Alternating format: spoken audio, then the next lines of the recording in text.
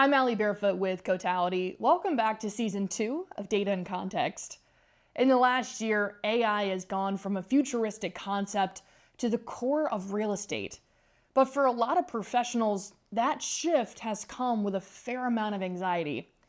We hear a lot about the black box, algorithms making decisions that no one can really explain, data privacy being compromised, and the fear that automation might strip the humanity out of a relationship driven industry.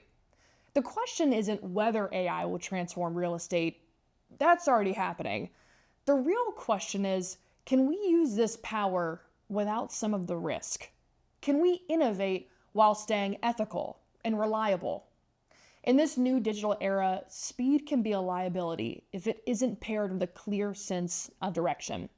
So, today, we're going to be talking with Dave Hamilton, Cotality's Senior Vice President of Technology Solutions, and we're going to be breaking down how customers and professionals can build a framework for AI that prioritizes transparency, ethics, and a long-term stability.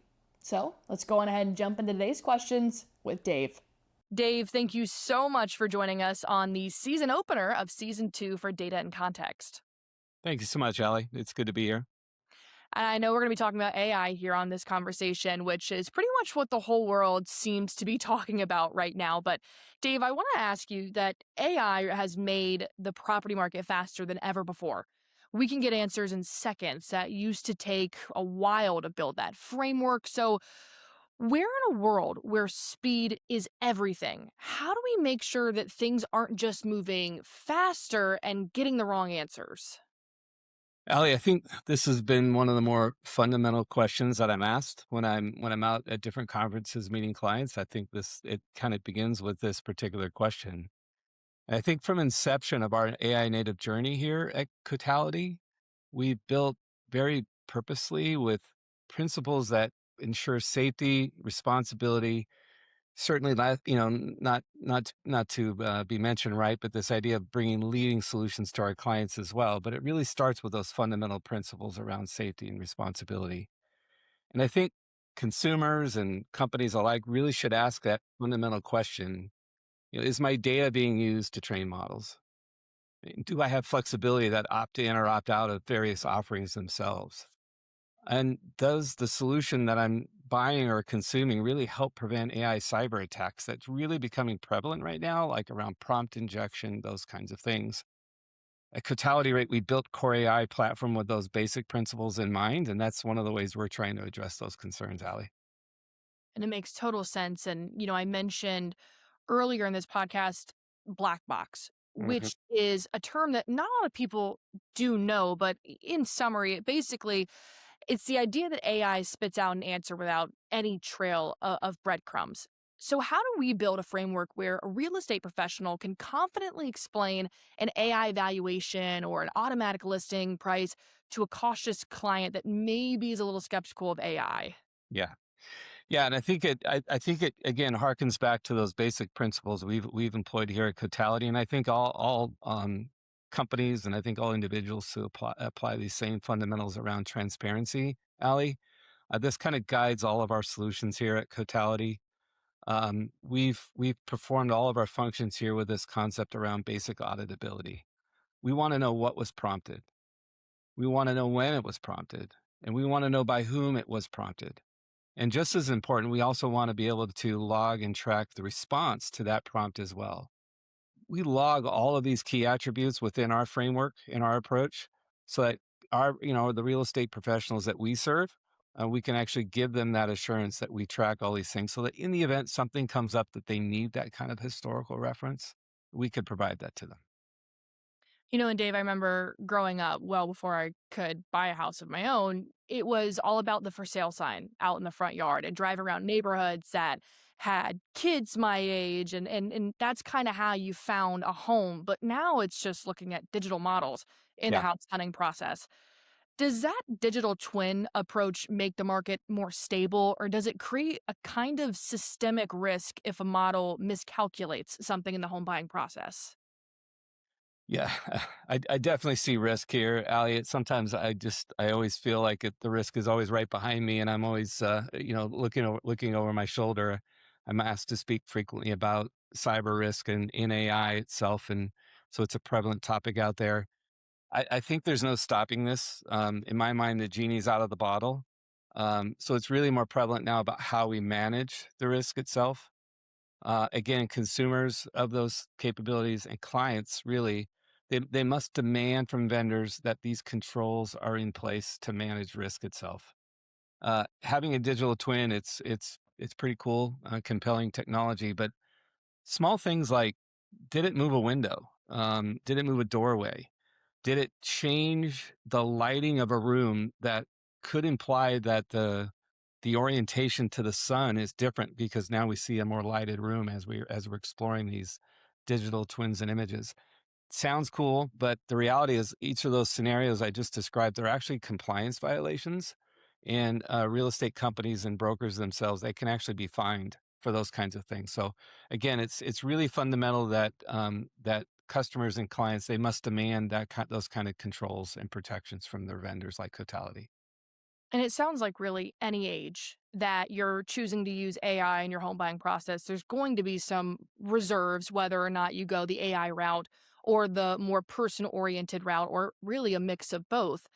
And in Cotality's From House to Home survey, it showed that baby boomers actually trust the professionals, but Gen Z are still a little bit wary, which makes sense. I'm Gen Z. I lean more on technology than my Mhm. parents do, per se.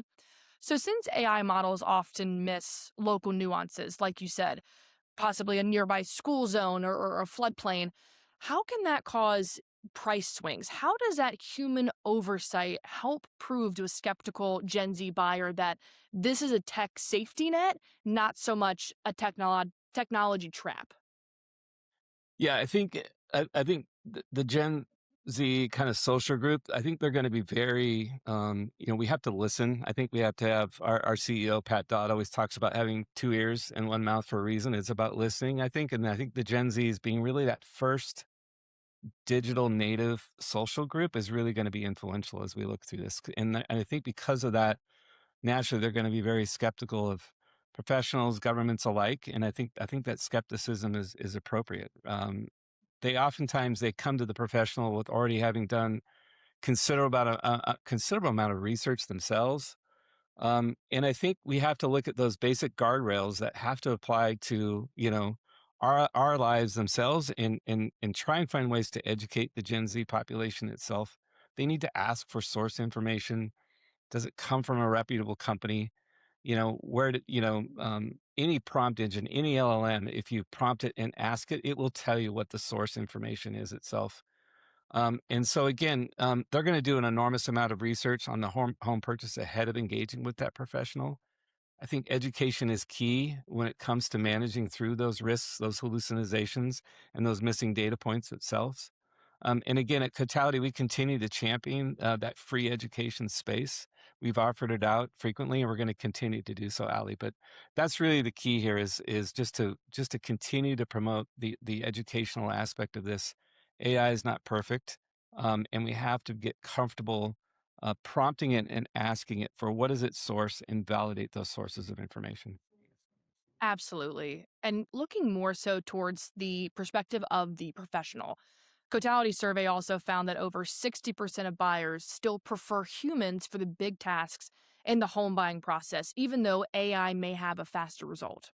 From a tech perspective, does this mean that AI isn't human enough yet, or is the goal more so about making the human professional a superhero by giving them better tools?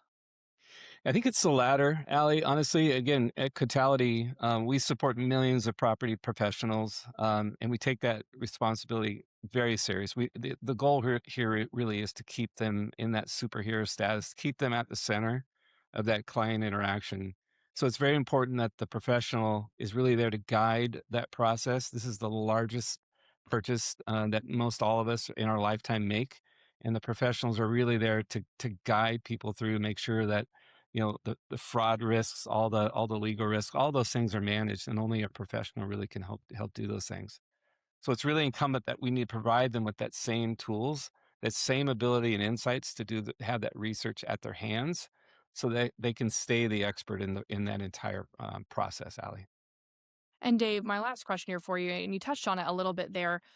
I mentioned earlier, there are nuances in a home sale that just some technology can't reach. The feel of a neighborhood or the emotional state of a seller, knowing that you said one of the biggest purchases that somebody will make in their life. So, where is the line where AI should stop and maybe a human could take over or possibly just work hand in hand with that technology to make the best outcome for that home buyer? Such a such a fundamental question right now, and I think in our current time, Allie, AI is changing everything. It's changing the boundaries of human interaction. But believe, I just believe in my heart, we have to stay connected. The human connection, of family, of friends, of life events, of celebrations. Those things should never be touched by AI, in my personal opinion. The connection is everything, and I think keeping that human connection is really the key to really leveraging the power of AI, but really staying kind of centered around that again. So one of the things I shared at the conference last week that I was privileged to present at, I talked about this idea of staying curious with AI, but also it's important that we stay human. I absolutely love that, and I couldn't agree more. Dave, thank you so much for all the insight that you've given us here, a little bit more about the guardrails of AI. I know that it's evolving very quickly, but feel very good about having professionals like you in our corner that know that this is where it's going, but we can keep up and we can manage it along the way. Allie, thanks so much. Really enjoyed the conversation. Thank you again to Dave Hamilton for joining me on Data and Context, and thank you for listening to this episode. If you guys haven't already, go on ahead and subscribe to Cotality's YouTube channel, and if you want to find out more information, as always, head over to cotality.com.